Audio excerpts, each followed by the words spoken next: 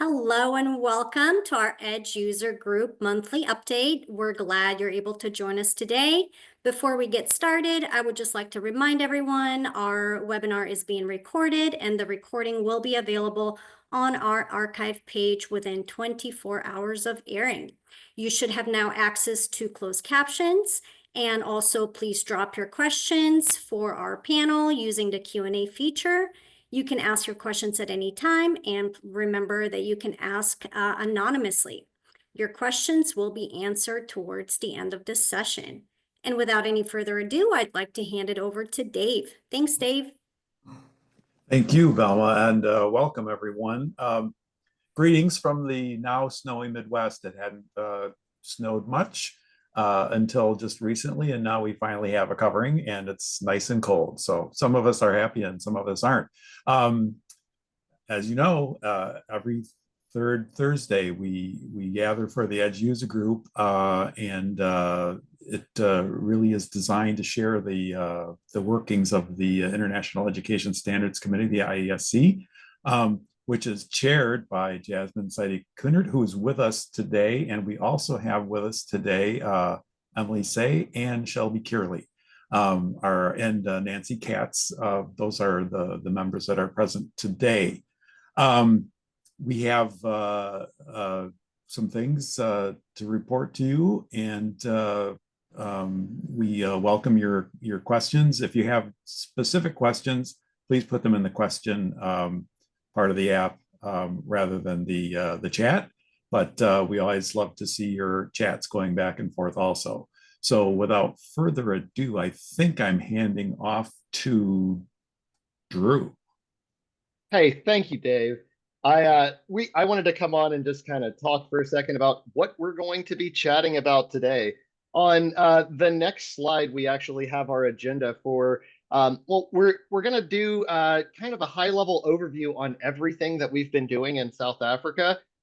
It's actually been really interesting, and we've gotten to collaborate with the South African Qualifications Authority, and so we've got updates on across various credentials, across the ladder, across resources, the overview. Just there's a lot to discuss there, and like I said, we're getting that.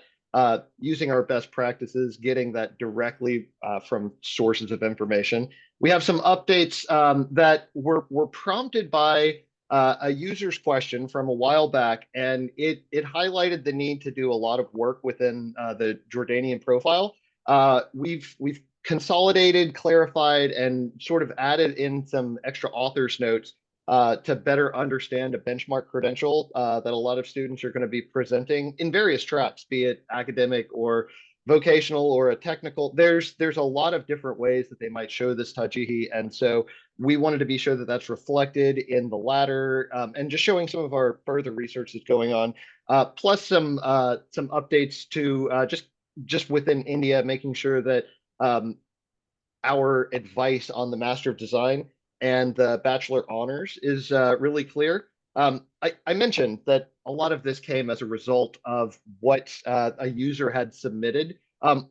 These are the kinds of things that we'll show you as we're going through this webinar today, how you can submit those questions, those queries, those sample documents. If you're not already using that feature within Edge, well, I guess I'll show you today. But if you're not already using that feature, maybe it's because you're not a subscriber yet. Velma, can we run the poll just as we're moving on, just to see who here is with us today? We've got just a standard few questions that we like to know about who's with us. Are you an Edge subscriber? Have you been here before? And who are you here with? It just kind of helps us to understand all of our audience and make sure that we're including the information that you're going to be using that'd be most relevant to you. Dave, I know that Julia's not here today, and she often provides us with a fun little factoid. I'm going to put you right on the spot. Do you know of any fun factoids that we can share here on almost 2/2/2/2025 with everybody? Well, this is very Wisconsin specific, but it's the only factoid I can think of, which is that the killdeer are migrating as of about today and could be appearing in Wisconsin. As you know, Kildare, kind of a long-legged version of a shorebird that is actually more of an upland feeder than a water feeder. But anyway, that's all I got for you, Drew. No, of course, Drew? course, I'm familiar with all of that. I have one with for the- you. Oh, I'd love to hear it, Yay. Shelby. I have one for you. Today is the anniversary of John Glenn becoming the first American to orbit the Earth in Oh, 1962. that is fantastic. That's out of this world, Shelby. Thank you. Isn't it? So that's great. I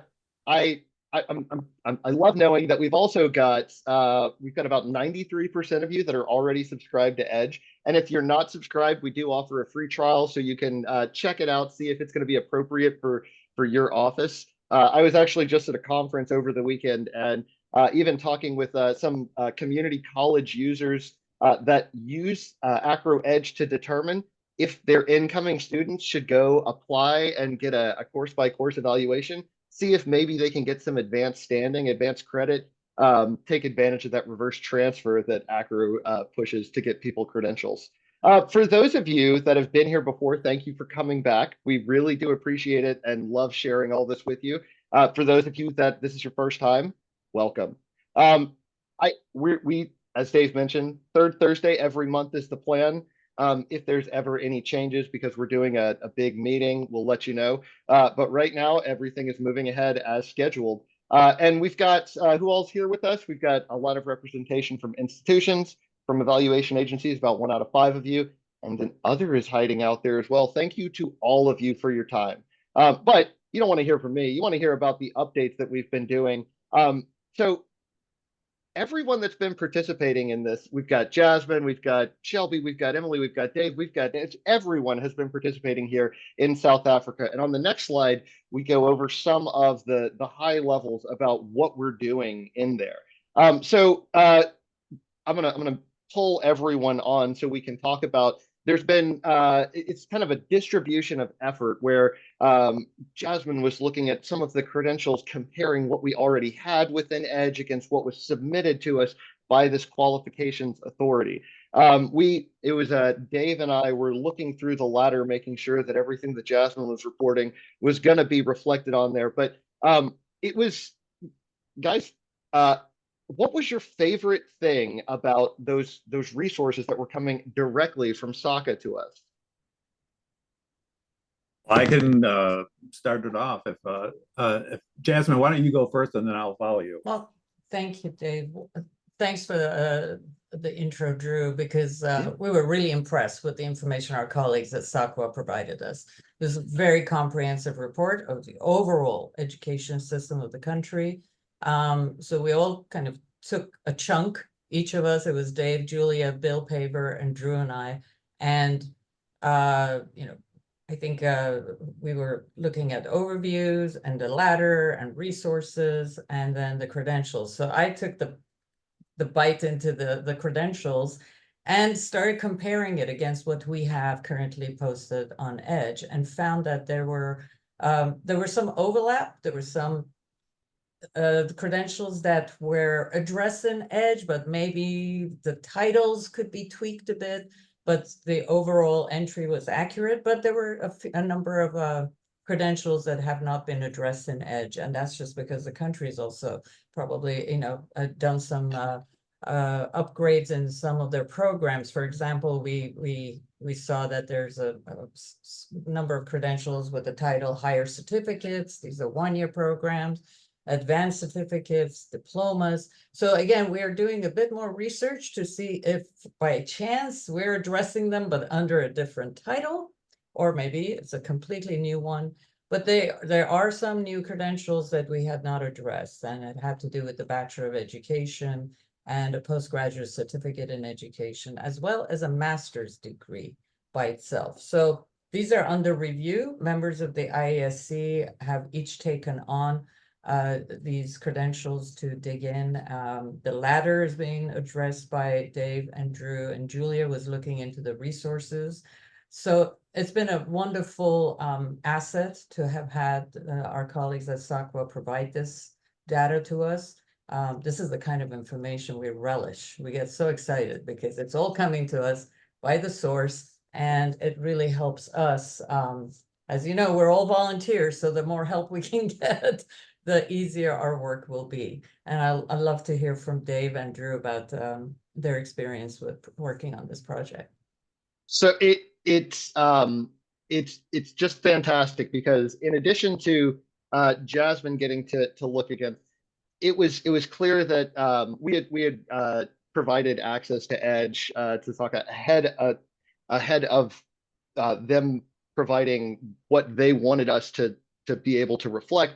And it was clear that they had been able to review and really understood the goals of Edge and all of the different audience members that are going to be reading it, understanding that the overview is designed to be public facing and just give that top level. And what we really appreciated from them was the description of it's almost stovepipes is maybe one way to describe the various tracks, the various pathways that students have to access into either kind of a vocational technical track or getting onto that academic track, just showing the interconnectedness of the various systems there in South Africa coming directly from the source was really helpful because what it really seems like is there is a concerted effort for organization, and having it come from one source was exactly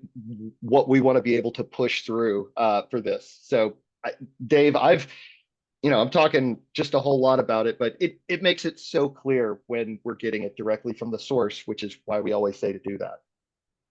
Yeah, well, one of the things that was very useful is that this new information that we got, which coincidentally comes just after we had gotten our new educational ladder for Edge into shape, the new information contradicted a lot of things. And so we have to make a decision about, where to put the legacy information as to where to put the new information.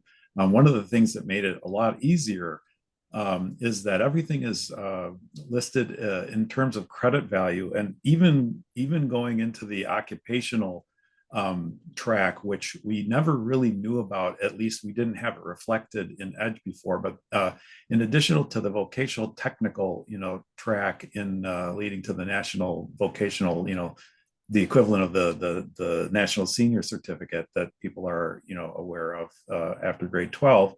There's a whole occupational stream, and these higher, occupational certificates and diplomas have credit values attached, and the credit values happen to be really equivalent to the credit accumulation and transfer scheme used in the UK. So those of you who are familiar with the UK, where there's 120 credits per academic year. So 360, would be 3, 480 would be 4, etc. All of the South African qualifications, even in the non-academic, occupational sector, have these credits attached, which means that we no longer have to count months or even weeks. Sometimes things are listed with their credit value, and it's comparable across the board. So a 3-year diploma or a 3-year degree in the higher education sector academically will have the same credit value as the 3-year qualification in the occupational. And so, and the nomenclature has changed a little bit. We were used to seeing, higher diplomas, and now we've got diplomas and advanced diplomas. Jasmine already mentioned the higher certificates and the advanced certificates. It's very easy on the information that the South Africans provided to see exactly where these things stack up. And so you get these, as Drew was saying, kind of the 3 stovepipes coming up, or one major one with academic and then another one with the occupational. You can see exactly where they level out on the what's the qualifications framework. So that's very helpful. We'll have, because South Africa provided not just the academic framework, but also kind of how that crosswalks across to that occupational that you were talking about. And I mean, tell me the last time you were able to get that from one source. It was Oh, it's fantastic. Yeah, and imagine not having to really ask for anything. We just got this information whole cloth, and now we can just ask our questions rather than saying, can you tell me something about this sector or this sector or this sector? If we were still writing books, it'd be an easy book to write. But now we have Edge. Edge will be the new book so we're excited.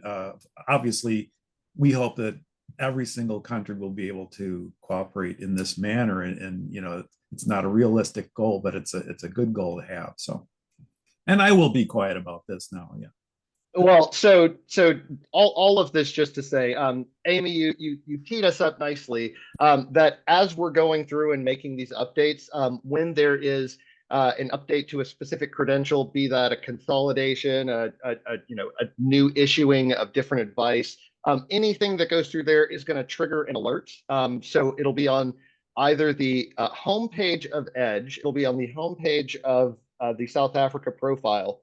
And if you are taking advantage of the bookmark features, which in the upper right-hand corner, you're able to, when you're on a particular educational profile like South Africa or next is Jordan that we're going to talk about, you could tick one of the, it looks like a little bookmark ribbon up in the corner.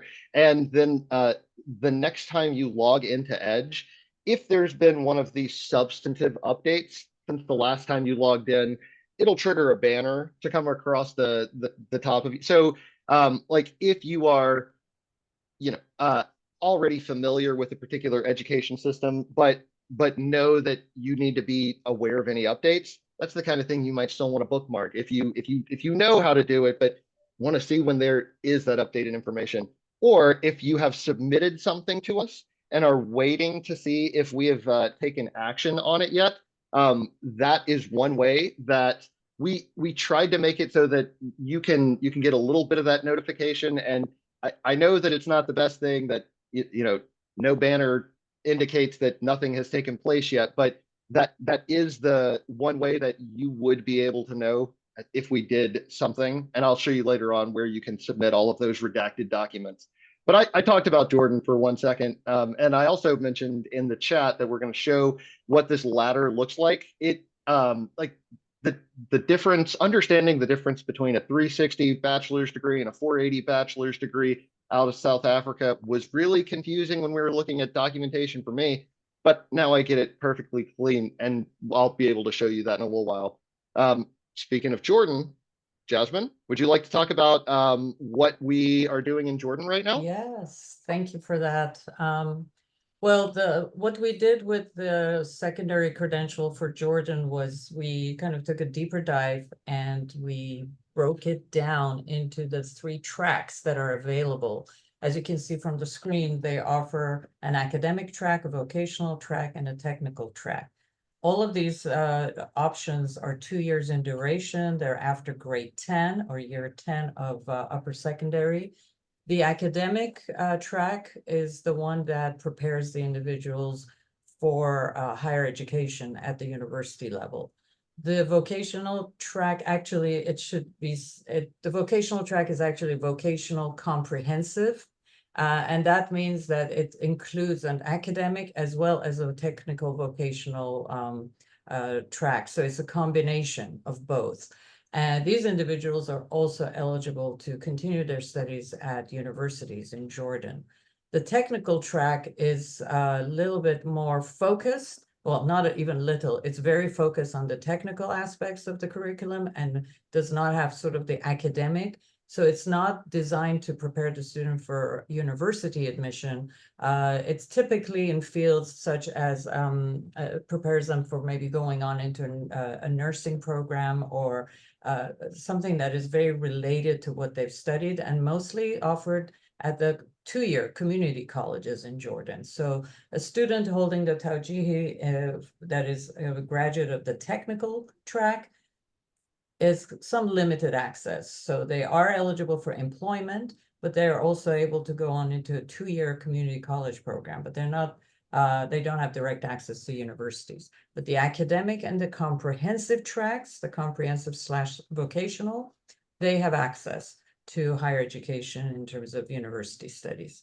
Other than that, that was kind of the deep dive we did, and we broke down these tracks and the US comparability. So when you look at the EDGE credential advice, you will see that the academic track is considered to satisfy US senior high school graduation, completion. The same thing for the vocational. It should again say comprehensive, but the technical is more the language we use in EDGE is completion of a vocational or specialized high school curriculum in the US. So we leave that up to you. These are individuals who probably will be eligible to go on to a community college or some sort of a post-secondary trade tech institution here in the US. Yeah, and so you That's would look at what your own policies were concerning that Yeah. kind of learner, and the whole goal is to make sure that we're reflecting all those pathways. However those students are being able to invest in themselves, we want to be sure that that's on the ladder. This, like I mentioned, it came from a user that had asked a question about the grading scales for secondary level credentials, and that is actually one of the things that you see what happens. We see one and we'll start picking at it and we'll start doing the research to go through, because we really are interested in providing that best information. So the grading scales, though they do not have that US equivalence from the IESC at this moment, that is another one of those things that's ongoing. And so just wanted to highlight that all of that is taking place.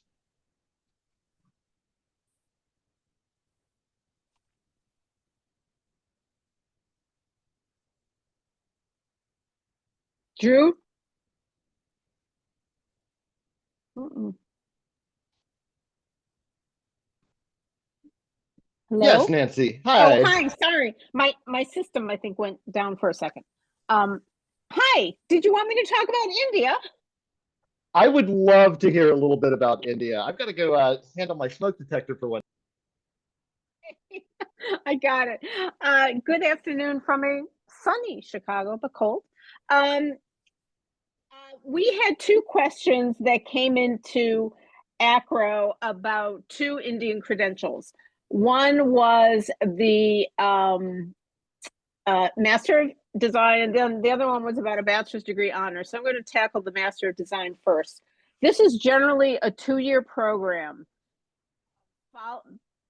following a 4-year bachelor's degree, generally a Bachelor of Design degree. However, we highly recommend that you determine what the admission requirement is to the Master of Design program that you have at your hand to make sure that that university requires a 4-year bachelor's degree. There could be some old 3-year design or fine arts degrees out there that were admitted to some programs. That's why you want to check the University of the Master of Design program and see what they required for the admission. There are sometimes aberrations, but as long as it's a 4-year bachelor's degree followed by this 2-year Bachelor of Design, you're good to go. The Master of Design, 2-year program would be equivalent to a U.S. master's degree. Assuming that it is following the 4-year degree and bachelor's degree. I hope that's clear. Sorry if I was confusing.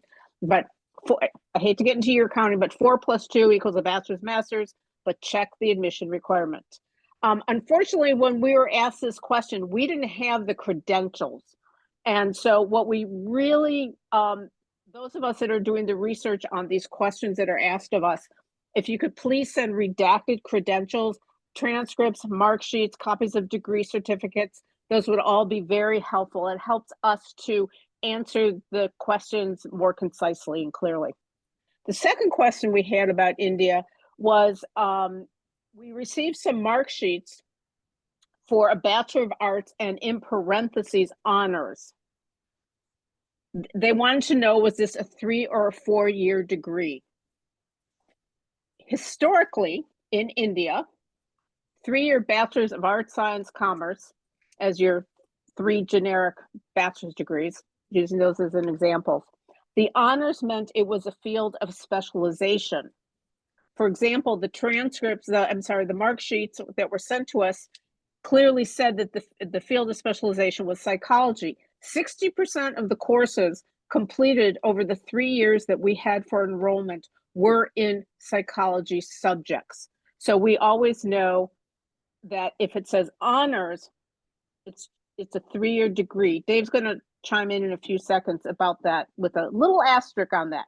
For example, I want to give an example. The one that I just gave, the Bachelor of Arts Psychology, was the field of specialization, the quote unquote major. That was a 3-year program.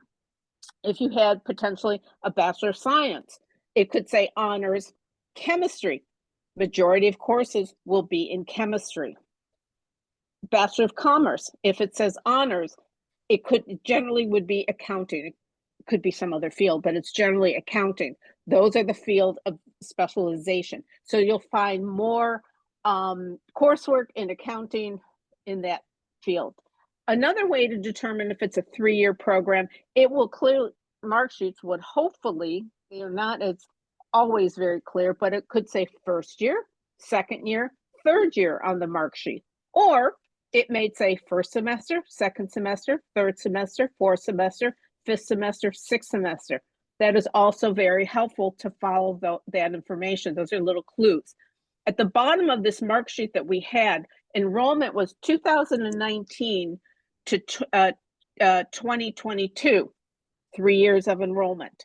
The other thing is at the end of what I counted as 6 semesters, it did not clearly state first, second, or third year or the semesters 1 through 6, but it did at the very bottom say cumulative total of credits / cumulative grade point average. And they were using American style credits at this particular university, and it said 90 credits. That kind of helped. It sounds like an American US credit system. But there were a lot of clues here to say, yeah, this clearly is a 3-year program. Oh, yes. And I checked the university website. Took a while to find it, but I double checked the university website and it clearly said a Bachelor of Arts Honors is a 3-year program. Dave, did you want to make a quick comment about the new honors degrees that we might see from India? Yes, here is the little asterisk to which Nancy referred. The National Education Plan of 2020, otherwise known as NEP 2020, provides for a new 4-year bachelor honors degree, which there are a lot of people enrolled in those programs right now. So those should not be confused with the tried and true 3-year bachelor honors that Nancy is referring to. The new 4-year ones will be standard in the sense that they range from about 176 to 180 something credits for 4 years. So you will see those. I still haven't seen one. The first people were enrolled in 2021 or 2021, 2022 academic year. So I think we're going to be seeing them now. But as you know, they're unicorns until we actually see one. But they're quite well documented on paper. But we just haven't seen one yet. But that's honors isn't always going to mean a 3-year degree in India starting up fairly soon. And it's for instances like this that we are going through and providing those cross hyperlinks to try to minimize that confusion. We really do encourage for you guys to look at the author notes when you're looking at the advice, because that's where you're going to get that fine level of detail that Nancy was talking about earlier, like about being sure to check what that entry requirement is into a particular program. Of course, you're always going to be doing that with every program, but with particular items like when the Tajihi earlier, when Jasmine was talking about the various tracks, that's where you're going to get that fine detail that we really want to impart onto you. So Nancy did a great job of highlighting that if you could just send any of those documents in when you come across them. If you ever encounter a situation where it's not in Edge, we really would love to see those redacted documents because we're not going to be able to review anything where there's any learners private, the personally identifiable information. That PII is going to prevent us from even looking at that. Nancy, I'm gonna let you finish and then I'll hop back on. Oh, no, I'm done with Indy at the moment. Oh, okay. Well, if we could move on to the next slide, we can just talk about, well, we talked about how in India we're going to see some of these honors credentials. Well, if you want to learn about some of those best practices for what you're going to do when you encounter those credentials that none of us have seen before, consider the pre-conference workshop. We're going to have Dave. I'm going to bring you back on here to talk about what you've got going on with Leslie Clausen Eicher. We've got all kinds of presentations from the IESC that are going to be taking place in Seattle. Shelby Curley is going to be presenting with Scalaro and ECE on Latin American and the Caribbean National Information Centers. We're going to have, yeah, thank you, Shelby. My pronunciación is terrible. No, your pronunciación was perfecto. But I'm presenting the CNOC presentation with NAIA and with Indiana University and Research 101. So teaching people how to do research, specifically with international credentials, but you can also use this for whenever you need to do research for other things. So we'll be giving you best practices and tips for anybody who has questions about research. Come and join us. It's going to be a double session on the Monday afternoon.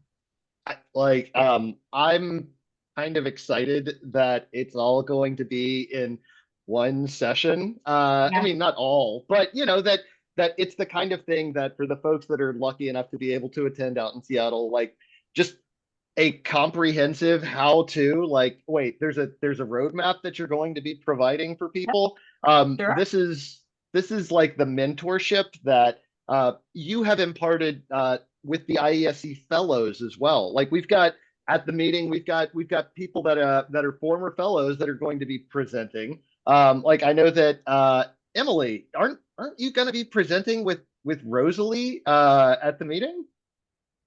That is correct, and I'll be speaking a little bit about that once we get to the next slides. Did we highlight everyone's sessions? I thought Dave was going to talk about the pre-conference workshop. Yeah, if Dave, if you want to come on and chat about that, Jasmine, or I know Robert's not with us today, but I know that you're going to be doing a information updating and educational system. Anyone that wants to highlight what they're going to be doing at the annual meeting, this is the time where you can plug your session just a smidge, just a smidge. Well, I I'd love to will. plug my session if I may, since Robert's not here. But I lassoed Robert in to co-present with me on the education system of Palestine, which is a country profile that we included in EDGE somewhat early spring last year. This was a region that we had put on the agenda to include some detailed information about the education system, but things just kept, moving around on our agenda, and finally we got it done. We have an overview, a list of credentials, resources, ladder, and what Robert and I would like to do at the presentation at ACRO is provide an overview of the history of education in the region, because I think there is an absence of that information. So to do service to the people of that region, is important for us to understand that the education system goes back to as far back as the Ottoman Empire that occupied that region, and then the British mandate after when the Ottomans were defeated and the Brits came in. And then after that is they went through the sort of parceling of their education between Jordan and Egypt. And then we had the Oslo Accords of 1993 that gave the Palestinians the Palestinian Authority to have their own education system free of the purview of the Egyptian and the Jordanian authorities. So we'll give you a background on that, and then also then kind of a listing of the credentials and institutions and so forth. Unfortunately, as we know, one region has been so devastated that the academic institutions are no longer in existence. But it's still important for us to have this information for historic purposes. So I hope that those of you attending will be able to join our presentation. Thank you. I'll just jump in quickly and ace out Emily here. Uh, it's true, even though I am not listed as a presenter, our colleague Netta Stroud is listed in my place on the program. But I will be doing the 2-day international transfer workshop. And you can still sign up for that. It's an add-on in addition to your regular conference fee, but it's 2 days, Saturday and Sunday, working out how to calculate international transfer credit. We get into some, rudimentary Chinese character reading and things like that on some of the China-specific examples. Really designed to help you take hours, units, credits, grades, or no information at all, and try to jam it into your receiving institution's credit system for transfer. So anyone that has the budget and the time for that, we'd love to see you. We have a pretty good group signed up so far. The best thing about the workshops, in my experience, is that the attendees often form their own, militias and start, discussing things amongst themselves, and really takes the conversation in a good direction, because it's really it's always interesting for me to hear what people are doing at the institutions with these specific things. And so I think it's a great way to build relationships with people, especially on an introductory level, when you're kind of just, thrown into the international pool and have to sink or swim. And those workshops are very good for being able to share with your colleagues, as well as get the information that's being imparted. All right. Thank you, everyone. That is exactly the type of enthusiasm that you're going to get from the entire conference. From, as Dave said, even before the conference begins, you're going to be getting that kind of gusto.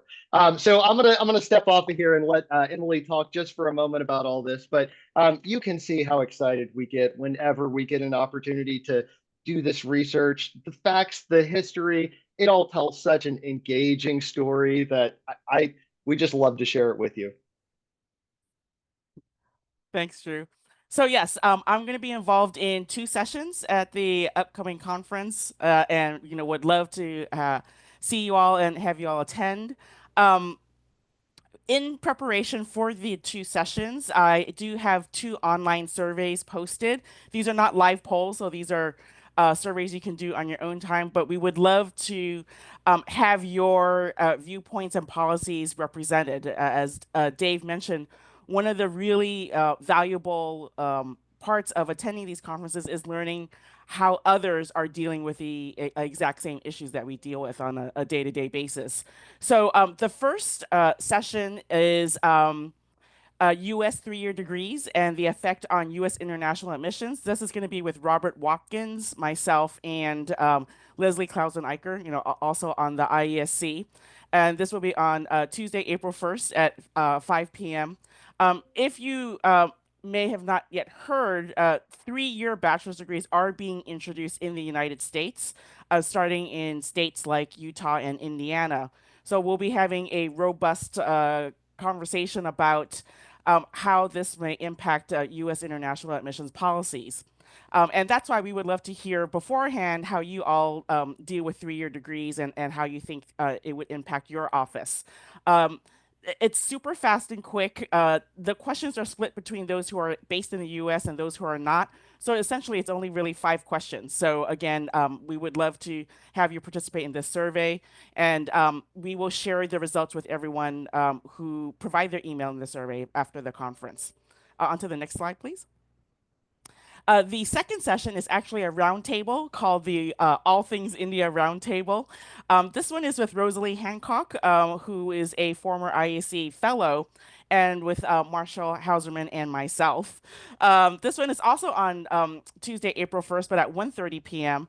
And the nice thing about a roundtable is that it provides a safe space where we get to talk about those niggly evaluation issues here pertaining specifically to India. So everything from awarding advanced credit, possibly for the high school CBSE exam, to accepting consolidated mark sheets versus the yearly or semesterly mark sheets, and to limiting the number of backlogs. This survey is also quick. There are a dozen questions, but nearly a third of them are simply, please explain why. And they are not all compulsory, because if they don't apply to you, you can skip them over. But again, if you do have policies and viewpoints you can share, we would love to hear from you. And that's it on those 2 sessions. And Thank you. I just wanted to throw in a plug for both of Emily's surveys that she's mentioned, because I have filled out both of them and they took less than 5 minutes to fill out both of them. And it makes me feel nice that I'm going to be participating in some small way to her presentations at the upcoming conference. And I will actually be there to actually see it this time in person. So I'm very excited. Thanks, Shelby. Yep. I will talk about how wonderful Emily's presentations are just a little bit here. But if for the 80% of you that have been at these Edge user groups before, she loves to do a deep dive and really provide lots of comprehensive, detailed information that really does help to walk through how to come to your own conclusions, how to develop those policies. And you're really getting a good value out of your 5 minutes that Shelby's encouraging you to spend for each of these surveys. But let's move on, and we'll talk just for a second about a couple of things that are now published. We just mentioned the ISC Fellows, and we've got the culmination, or at least one of the deliverable, tangible items that comes out of the fellows' work. I've got Nancy, a fellow mentor of these fellows, coming on just to talk for a little bit about it, and then we're going to get to some of y'all's questions. Nancy? Thank you, Drew. This is a white paper produced by our 2 former fellows that just left us, Colleen Bailey and Deborah Mahmoudi. Colleen is from Temple University and Deborah is from University of Alabama. They did research over an 8-month period, more or less, on and the current higher education grading practices in India. They did a presentation at the ACRO conference in 2025, and this is the culmination of all their research, and it is a white paper literally just published this week. And you can get it by going to the ACRO website. At the top of the website, Drew has it nicely circled for us, is resources, and then under international, click on International Education Standards Council. You will be able to read this 10 to 15 page profile white paper. There with sample credentials as well. We highly recommend that you look at it. We're hoping also to publish it within Edge under the grading page as well. Drew and I, a few of us talked to him about it. He promises it's going to happen. That's the thing. This is wonderful information that is about providing an update to the education community, everyone that's trying to understand credentials from around the world. And so this is the kind of value that is going to be reflected in India. And we want to be sure that those fellows get the recognition for all of this work. Nancy, Right. like 8 months of Indian analysis of grading practices is a lot more complex than one sentence can, summarize. Right. And it's primarily targeting the new quote unquote, it's been around for a few years, 10-point scale that is university they're switching over. I did want to point out that around the time of the annual meeting that's coming up this year in Seattle in March, in April, that there's going to be more information about how to apply to be a fellow. And you will always have mentors.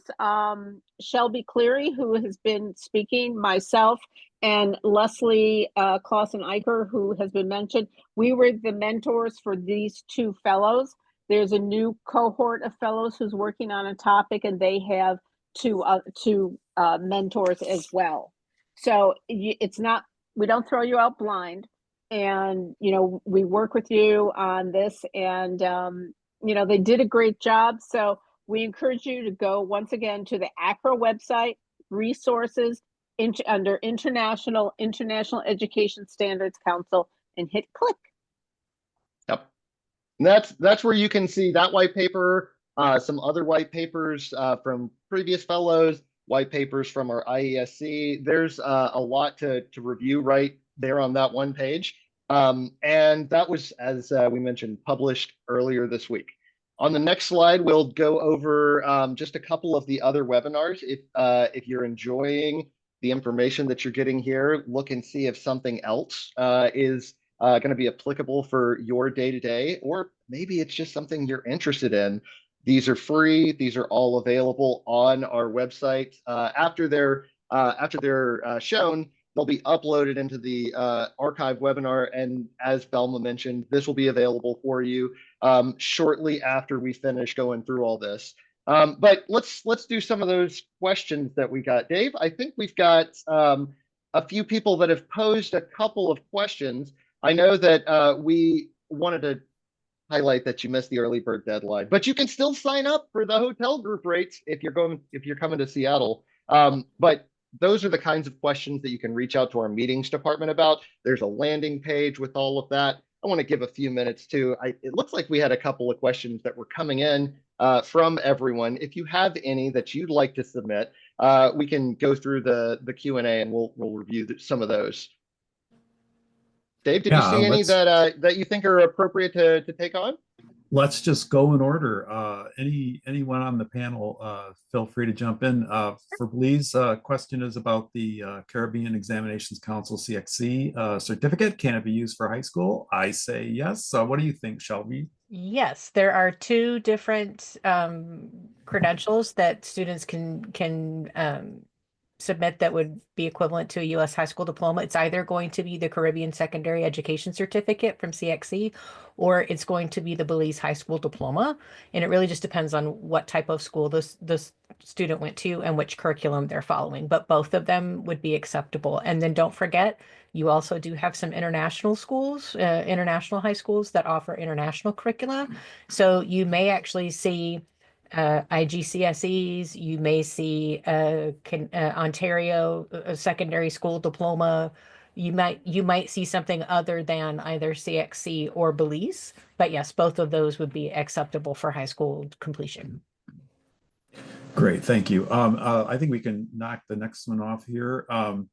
I just want to say before I answer the question about GPA calculations for credentials, we are here at AcroEdge looking at including an automatic grade average calculator function.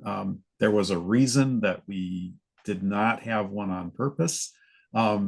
It's very difficult, I think, to pretend that we can be exact when we're talking about pluses and minuses and grade points when we're dealing with foreign grade scales that are a little bit, outside of the US 4.0 scale. Having said that, it is something that people really want to have, and there are some new AI, opportunities for us to use OCR and things with documents, and so we're looking at that. But in any case, using an indigenous scale, I assume that means using the indigenous suggestions on how their scale might compare to the US scale. That's an option. You often see some very generous things in terms of the USA range sometimes when a school will suggest that. You also see some kind of punitive things sometimes, I think, where they might assign a grade of D to something that we might call a C in the US, just based on what we know about the scale. Third-party scales, of course, EDGE is a third-party scale. We try to be as current as we can in EDGE, and we're always going over the grading scales and adding things. That's one part of the IESC meetings that is almost a constant. But in general, I would say, find a scale that's been vetted, which the EDGE scales are. Some of the other scales that you might use from another provider, for example, some of the credential agencies have good products where they're, know what they're doing. But yes, as far as best practice, that's kind of a discussion to open up to a larger group, I would think. I'm not sure if anybody else wants to chime in on that. Robert's not here. But I agree with what you've just said, and part of what we're going to be going over in our Research 101 session, commercial coming up, is we're going to be discussing how you can look for grading scales, because it's not always called grading scales. Like in the UK, we would look for postgraduate taught assessment regulations or postgraduate research assessment regulations instead of grading scale or sometimes grading scheme. So you can, in a lot of cases, find institution-specific grading scales for post-secondary credentials. For the secondary credentials, a lot of the information that's already in Acro Edge is perfectly reliable and usable. And that's what we tend to use here for our purposes. Yeah, thank you, Shelley. It's that would be a great session to go to if anybody's got questions on the calculation. I mean, I've been doing grade calculation for just shy of 38 years now, and it's still one of my favorite things, just because, you know, it's tricky and not always as straightforward as you would like it to be. Drew, I might just deal with I think there are 3 or 4 separate questions relating to the Czech Magister. The ISC did vote on new comparabilities in line with the Bologna compliant second cycle degrees from Czechoslovakia. It's a little bit tricky because you've got some, you know, the engineering credentials certainly are one length, but some of the Magisters are a shorter length. So we're going to end up bifurcating that advice, and I would say it's going to be up very soon. We're aware that that was outstanding for a long time. Let's see. Got a question about with South African Qualifications Authority. Is there a way to verify the transcript as authentic? Jasmine, you want to talk about the verification? In fact, I just became aware of that recently because they SAQA kind of promoted their verification service, the launch of it. So the answer to the question is yes, the South African Qualification Authority will help verify academic credentials of students who had completed studies in South Africa. So if you have any South African credentials, you can contact SAQA. The body that does this is called the National Learners Record Database.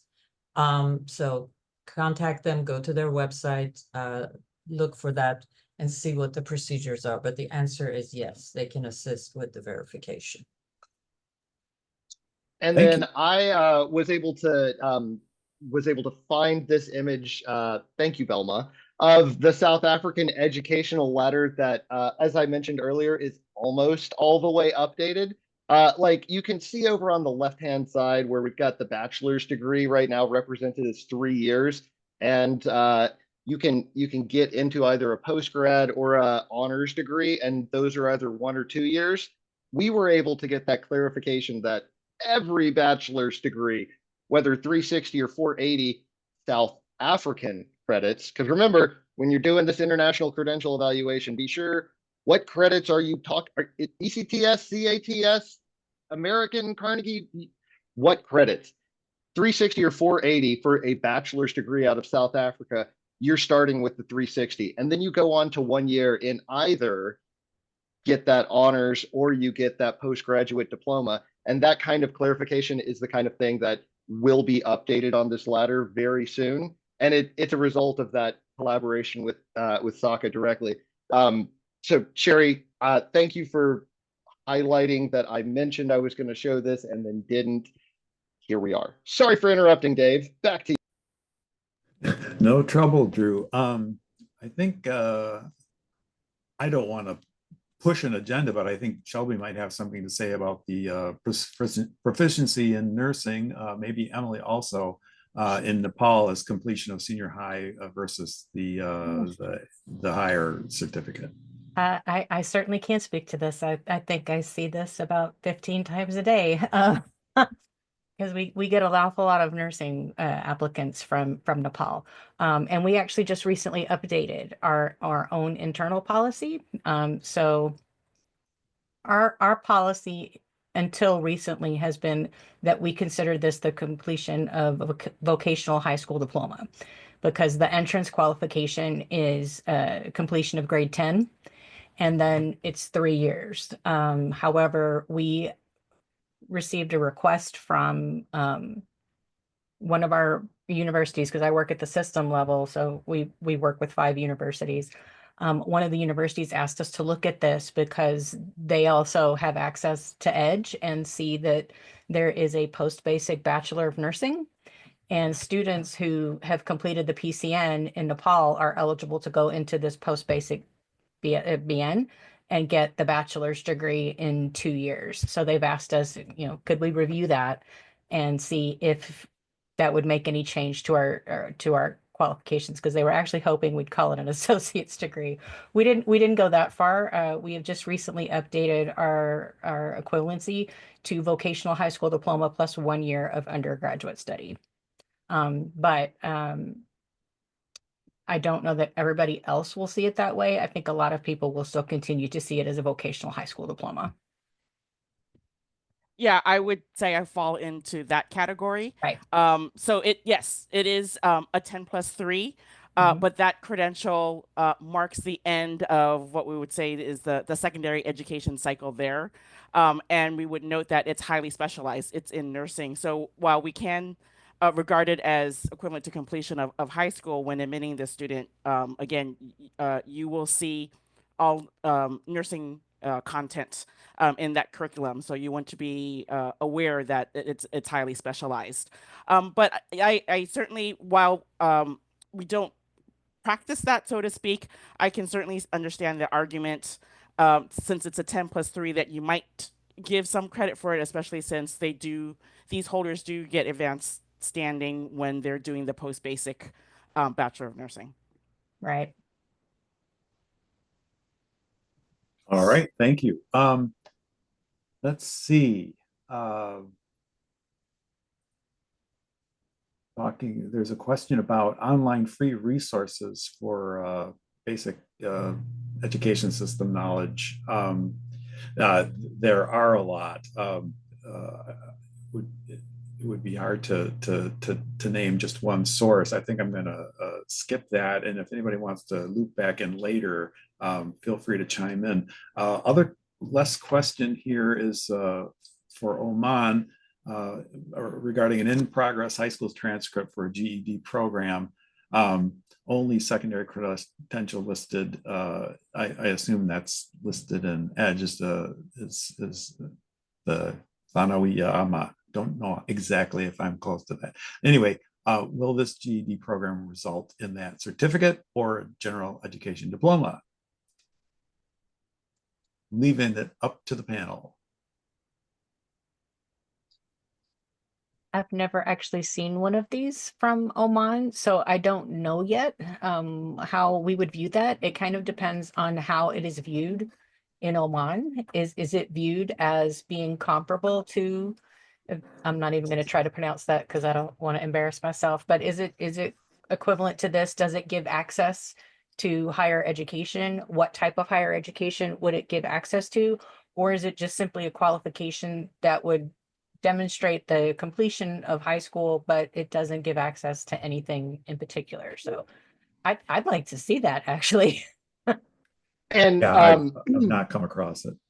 And Belma, I want to say it's going to be the next slide. We actually show where you would be able to submit from any page within EDGE. So for those of you that are already subscribers, for those of you that are going to take advantage of that free trial, on every page there's a request and update button. And we actually heard your feedback. We heard that request and update is unclear. This would much better be described as submit feedback, submit redacted documents. And so, we're all like, ooh, I'd like to see that GED from Oman. It's the kind of thing that if you could submit a redacted version of that document, you could go straight to the Oman credentials page.